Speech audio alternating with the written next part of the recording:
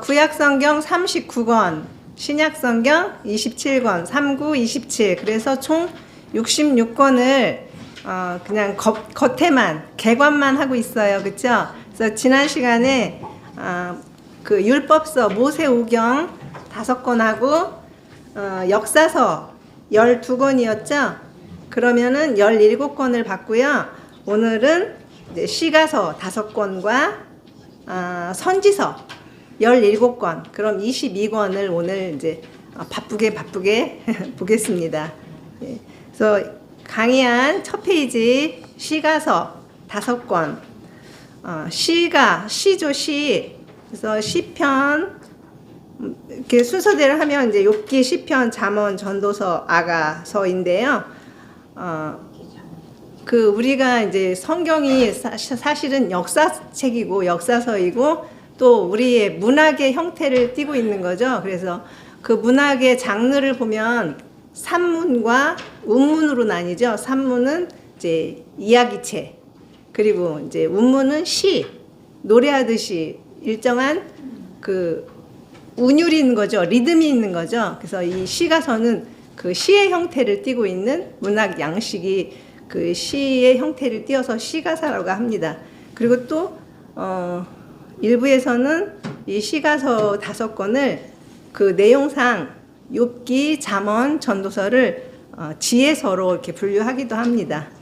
그래서 이 시가서는 성도의 삶과 신앙의 고백을 담은 부분으로 그 역사서의 과거와 선지서의 미래를 연결하는 다리 역할을 합니다. 그래서 율법서가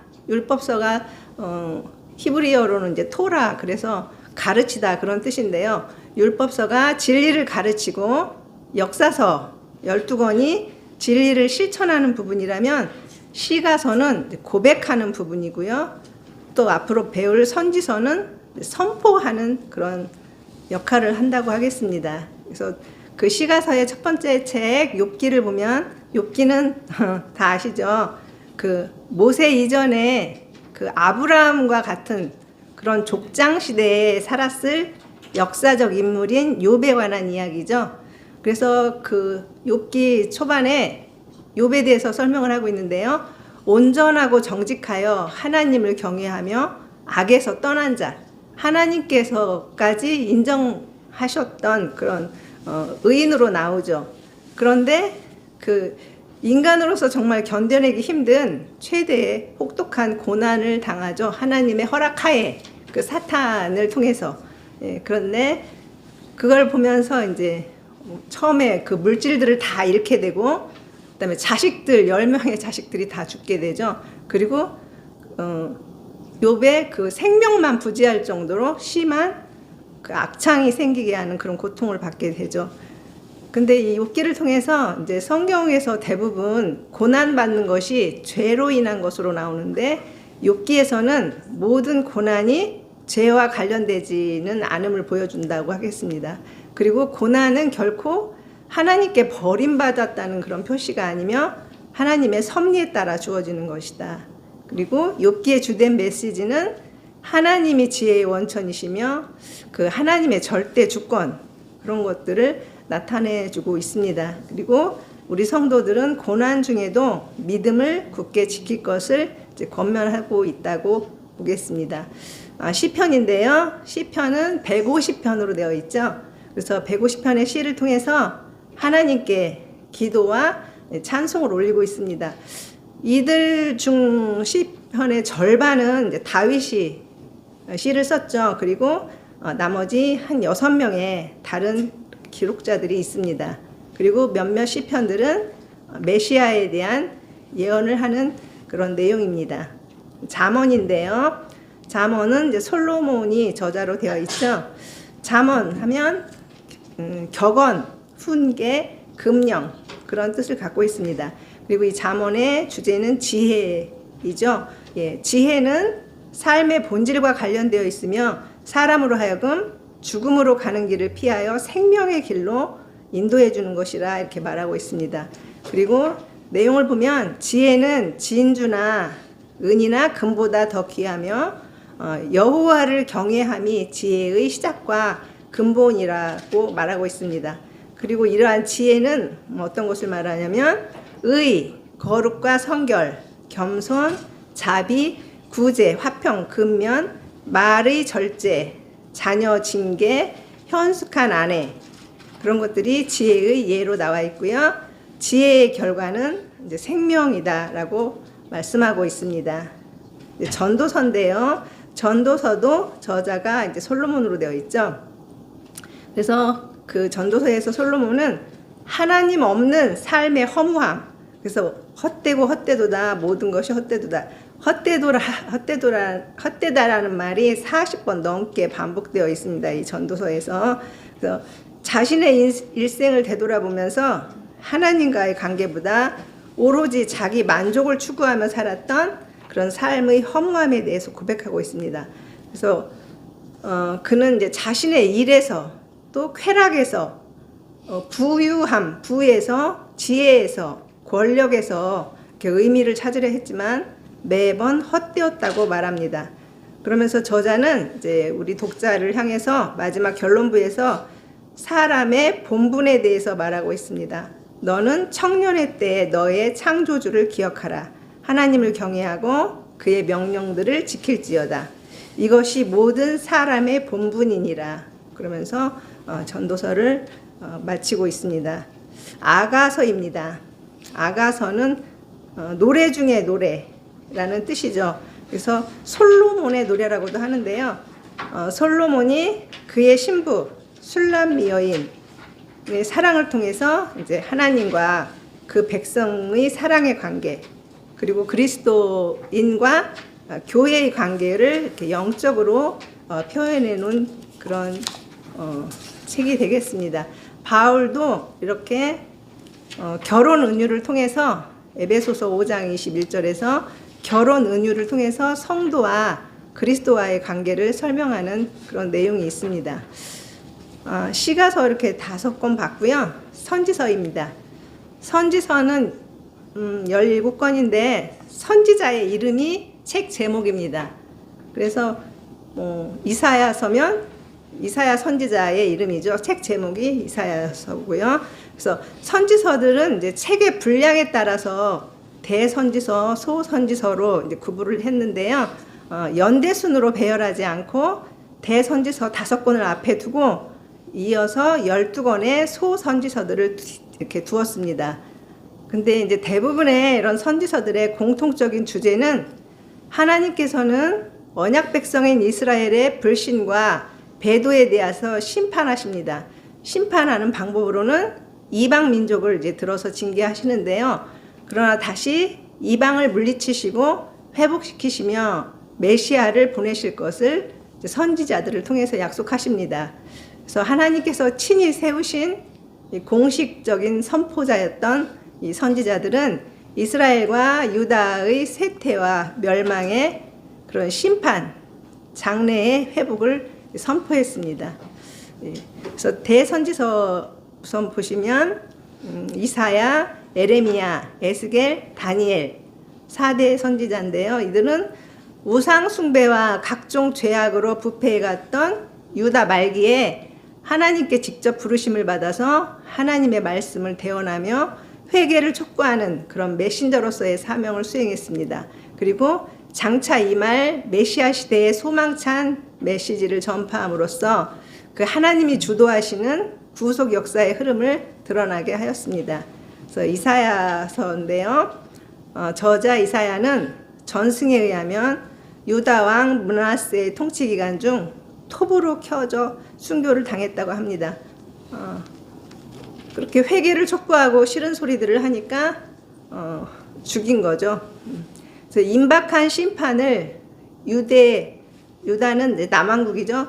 유다 민족에게 경고하였고 이 경고는 후에 그 나라가 바벨론에게 멸망되었을 때 실현되었습니다. 바벨론에게 유다가 망하죠. 주제라기보다 핵심어는 이 이사야서의 핵심어는 때리시고 싸매시는 그런 30장 26절의 그 성경 말씀인데요.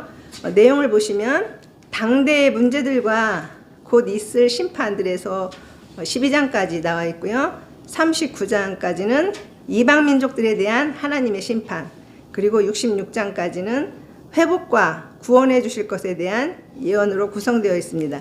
그리고 이사야서의 특징은 상당 부분이 메시아 그리스도에 대해서 다루고 있습니다. 7장 14절에 동정녀 탄생을 예언했고요. 임마누엘 동정녀 탄생, 그리고 40장 3절에서는 세례 요한에 대해서 예언했고요. 9장 6절 평강의 왕, 11장 1절에서 10절 이새의 줄기에서 한 싹이 나며, 그리고 42장은 종의 노래, 53장 전체는 예수님에 대해서 완전히 처음부터 끝까지 이렇게 설명해 주고 있어요. 고난받는 의로운 종, 예수님의 고난과 구속 사역을 53장 전체를 통해서 잘 우리에게 이렇게 예언해 주고 있는 그런 장이 되겠습니다. 그리고 예레미야인데요. 예레미야는 그 유다 말기의 세태 기간, 바벨론에 의해서 멸망하는 중 그런 시대 때 이제 기록이 되었는데요. 저자 예레미야는 40년이 넘는 그 기간 동안 사역을 했고요. 하나님의 뜻을 전하면서 죄에서 돌이킬 것을 촉구했습니다. 그런데 유다 백성들은 냉담했고 예레미야를 핍박했죠. 때리고 진창 구덩이에 가두고요. 네. 그래서 예레미야의 그 핵심어는 뽑으시고 심으시는 하나님, 31장 28절 말씀인데요. 그리고 주요 내용은 심판과 회복, 모든 선지서들이 심판과 회복을 말씀하고 있다고 그랬죠. 그래서 20장까지는 유다 백성의 죄에 대한 책망과 경고, 33장까지는 경고와 회복의 약속, 그리고 46장에서 51장까지는 그 주변의 이방민족, 대적들을 멸망시키심으로써 그 이스라엘 민족을 위로하시는 건데요. 그런데 결국은 예레미야서 52장 마지막에는 유다의 패망에 대해서 나와 있습니다. 성전과 왕궁이 바벨론에 의해서 완전히 불타고요. 바벨론의 포로로 다 끌려가게 됩니다. 예레미야 애가입니다. 눈물의 선지자라고 하죠. 예레미야 애가는 이제 짧은 책인데 예레미야 서의 뒤에서 부수적으로 짧지만 대선지서로 이렇게 나와 있어요. 그래서 바벨론에 의한 예루살렘 성의 멸망 직후에 쓰여졌습니다. 그래서 주요 내용은 예루살렘의 멸망을 슬퍼하는 것입니다. 그리고 하나님을 진노케 하고 멸망당한 이유를 백성의 죄, 또 선지자와 제사장들의 죄, 또 헛되게 사람을 의지하는 것, 그런 것 때문에 멸망당했음을 이렇게 말씀해주고 계십니다.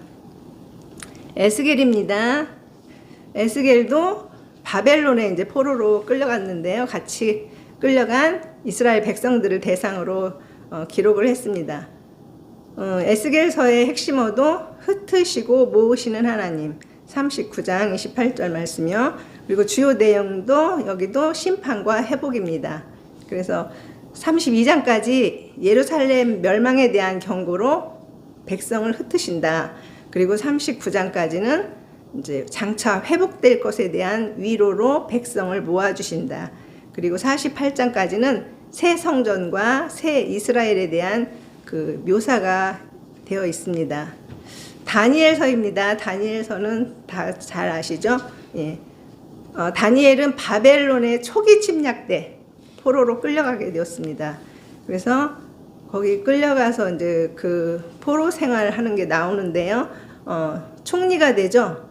하나님의 도우심으로 느부갓네살 왕 때 끌려갔는데 그 다음 벨사살, 다리오 왕, 그리고 고레스 왕 때까지 총리가 되어서 그 하나님의 주권을 선포하는 역할을 하죠. 그래서 1장에서 6장까지는 그 역사적인 부분, 역사적인 사실을 다루고 있죠. 그 유다 자손을 보호하시는 하나님, 다니엘과 세 친구 이야기가 나오죠. 풀무불에 던져졌는데도 타지 않았고 사자굴에 던져졌어도 사자의 입을 막으셔서 보호해 주시는 그런 구원해 주시는 하나님의 모습이 드러나고 있습니다. 그리고 7장에서 12장은 예언적인 그런 부분이에요. 4개의 환상이 나옵니다. 그래서 유다 자손의 구원에 대한 그런 내용들이 나오고 있습니다. 그래서 이 다니엘의 주제는 하나님의 주권, 하나님께서 자기 백성을 향한 구원 계획을 성취하시기 위해서 열국을 어떻게 조종하시는가를 보여주십니다. 대선지서 봤고요. 이제 소선지서 12권입니다. 이 12권의 책들의 구분은 그 선지자들의 인격이나 메시지의 경중 때문이 아니라 순전히 문서의 분량에 따라서 이제 소선지서로 구분했다고 그랬죠. 그래서 이 12권의 소선지서를 한데 묶으면 총 분량이 67장이에요. 그래서 이사야서 66장과 비슷하죠. 그래서 구약시대에는 하나의 두루마리로 묶여져서 그냥 12권이라 불렸습니다. 첫 번째 책 호세아서. 호세아는 구원이라는 뜻이죠. 그래서 여호수아, 예수라는 이름의 뜻과 동일합니다. 이 호세아의 부인이 엄청 부도덕한 여인이었죠. 그래서 이 부도덕한 호세아의 아내를 비유로 죄악에 빠진 이스라엘이 다른 이방신을 섬기는 그런 상태와 하나님의 또 그래도 구원해 주시고 사랑해 주시는 하나님의 사랑을 보여줍니다. 그래서 호세아는 타락한 북이스라엘의 죄악을 지적하고 회개를 촉구했습니다. 주제는 하나님의 긍휼의 구원입니다. 그 다음에 요엘입니다. 요엘은 여호와는 하나님이시다 라는 뜻으로 그런 신앙 고백적인 의미를 갖고 있습니다. 또 요엘의 주요 내용도 심판과 회복입니다. 1장에 메뚜기 재앙이 나오는데요. 메뚜기 재앙은 여호와의 날에 있을 장차의 심판을 예시합니다. 2장에서 성령에 대한 예언이 나오는데요. 이것은 사도행전 2장에서 베드로에게 인용되어서 그대로 이 요절이 나와요. 그래서 각주에 보시면 6번 각주 맨 말에 보면 우리들이 요엘서 여기 성령에 대한 부분에서 복음성가가 있어요. 그 복음성이라고 6번 각주에 이 노래 아세요? 마지막 날에 이따가 권사님 같이 불러요. 둘이 만나서. 예. 복음성가도 있어요. 예. 요엘의 성령에 대한 예언이 나와 있는 부분이요. 뭐 자녀들은 예언할 것이요. 예. 그리고 그분에서 나온 거고요. 이제 아모스는 원래 이런 제사장이나 그런 선지자가 아니었었는데요. 하나님께 목동이면서 이제 뽕나무 재배자였는데 하나님께서 부르신 거죠. 그래서 이스라엘 백성의 도덕적 부패를 책망하고 심판을 경고하기 위해서 이렇게 기록했습니다. 그리고 2장까지는 이방 민족에 대한 심판, 6장까지는 이스라엘에 대한 심판, 7장에서 9장은 그 예언적인 환상들을 보여주고요. 마지막 장에서는 이스라엘의 회복을 선포합니다. 그리고 오바디아 발음이 잘 힘들죠. 오베아다는 21절로 되어 있어요. 한 장짜리예요. 가장 짧은 성경이에요. 21절로 되어 있고요. 에돔에 대한 하나님의 심판. 에돔은 어떤 나라죠? 그 야곱의 형 에서의 그런 후손이에요. 근데 이 에돔은 같은 형제 나라이면서도 이스라엘이 이방에 의해서 멸망당할 때 기뻐하면서 같이 함께 재물을 빼앗았다. 그래서 하나님께 그 노여움을 사고 심판을 받는 거죠. 그리고 3장에서 에돔에 대한 그 심판과 유다의 이제 회복을 선포했죠. 그래서 불의한 자를 심판하시는 하나님의 공의를 드러나기 위해서 이제 기록을 했다. 요나서입니다. 요나서는 어린이들도 잘 알고 있는 내용이죠. 이방인을 향하신 하나님의 긍휼이죠. 아수르 제국의 수도 니느웨에 심판의 메시지를 전하라는 하나님의 명령에 불순종하죠. 요나.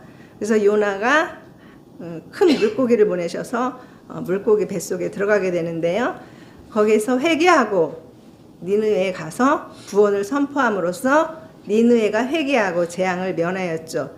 그래서 온 우주의 창조주이신 하나님은 만민에게 관심이 계신 거죠. 이방인들에게도 지대한 관심을 갖고 계시며 택함 받은 민족으로서 선교를 게을리하는 그 이스라엘의 배타적 민족주의를 책망하고 있습니다.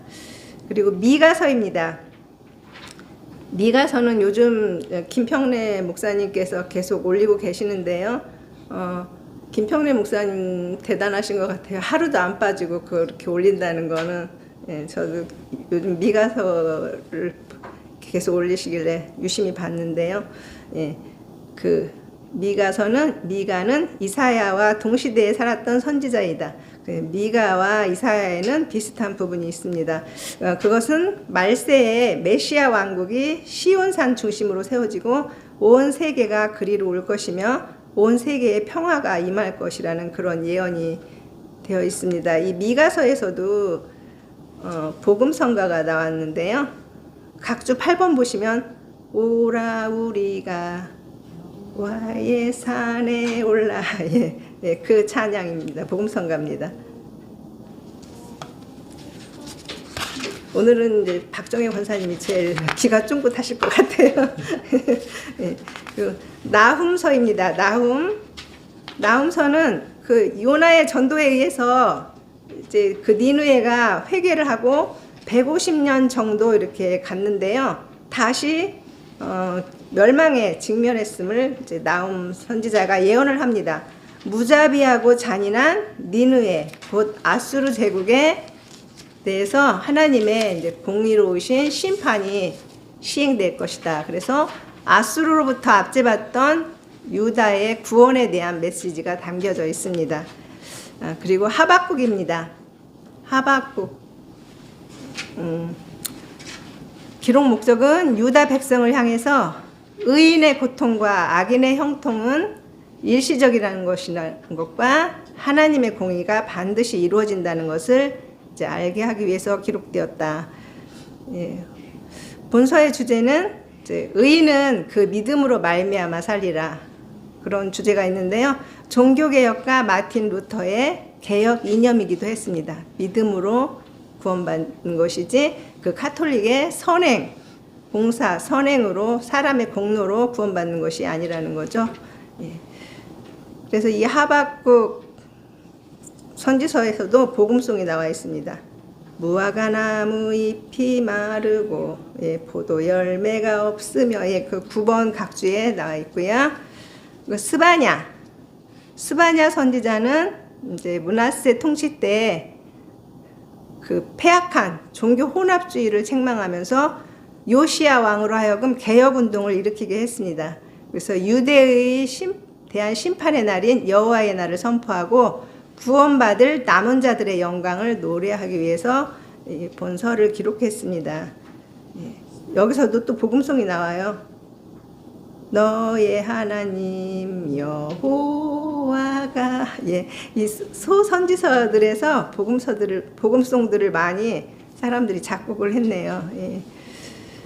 그리고 이제 지금까지는 이제 포로로 끌려가기 전에 선지자들이 이제 회개를 촉구한 거고요. 또 이제 포로로 끌려가서 또 선지자들이 그 함께 끌려간 포로들 백성들에게 하나님의 말씀을 이렇게 선포한 거고요. 이 학개, 스가랴, 말라기는 포로 이후에 쓰여진 책입니다.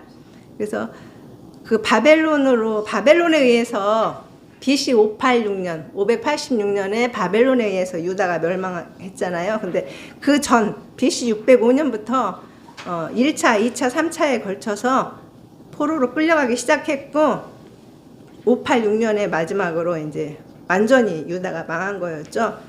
바벨론의 느부갓네살 왕에 의해서. 그리고 기한도 세 차례에 걸쳐서 이제 기한이 되는데요. 고레스 왕이 칙령을 내리죠.